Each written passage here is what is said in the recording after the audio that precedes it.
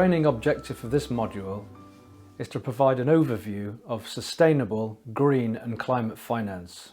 This module is entitled Sustainable, Green and Climate Finance because it is aligned to the 17 Sustainable Development Goals of the United Nations that Julia covered in an earlier module on international cooperation.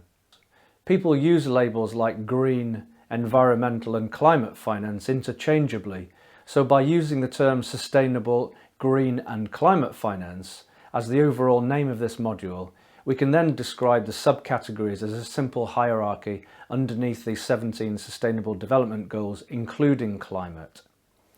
As this training course is focused on climate change, the examples we give will be focused on a subset of the 17 Sustainable Development Goals, but it is important that we start at the overall scope of sustainable finance and then describe how green and climate change related finance helps fund projects to deliver some of the 17 Sustainable Development Goals alongside other projects nothing to do with climate change, such as social goals such as ending poverty and discrimination.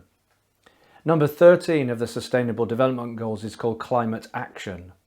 This is where climate finance is tracked. There are other Sustainable Development Goals on green issues like clean water, which is Sustainable Development Goal number 6, life in the oceans, which is number 14, life on land, which is number 15, that are also referred to as wider green issues that impact climate change. So it is important to understand all of the Sustainable Development Goals and how financing of them is made. You may find that I refer to green finance a number of times, but others refer to climate finance to describe the same bonds. So you have to look at the type of financing and then understand it and then apply your own label to it. When in doubt, the safest description is sustainable, as this will include the Sustainable Development Goal on climate action, but also those related to water, oceans and life on land. Let's remind ourselves of the relevant Sustainable Development Goal for climate and where we stand against our targets from the 2021 Sustainable Development Goals report. From the report, you can see from the executive summary that the state of play on Sustainable Development Goal number 13 is not very positive. Climate finance is disclosed as an annual average of $48.7 billion. This is calculated as the total of all the biennial reports from the countries submitted to the United Nations. In 2015, in Paris, there was a target set for climate finance to exceed $100 billion per year by the end of 2020. The US dollar $48.7 billion for 2017-18 in the 2021 report shows that we are woefully short of the $100 billion target.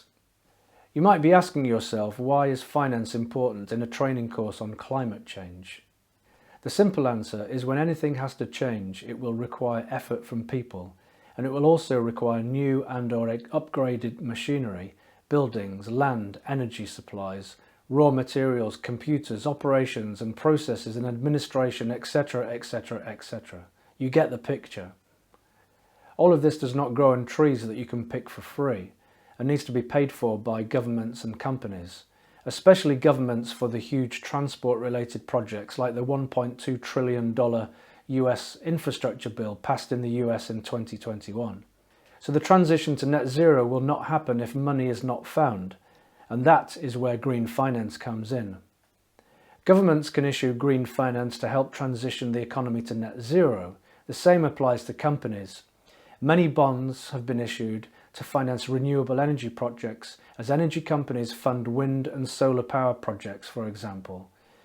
People with the money, investors in the form of big pension funds and private individuals, want to invest in green finance, so there is a demand and a supply for this money. As with all new business opportunities, some companies, especially traders, are too focused on short-term profit from green finance, and a number of checks and balances to ensure that investors are not sold something that is not really green and not all in place. That is why we have new controls over the scope of what is included as green projects, and this is the purpose of the taxonomies that we will cover later. They will ensure that the project to be financed is really green, and it does not conflict with other important sustainable development goals as defined by the United Nations. To encourage fossil fuel intensive companies to become greener, you will also see that the finance sector has encouraged them to issue transition finance, so they don't get left behind the green finance wave.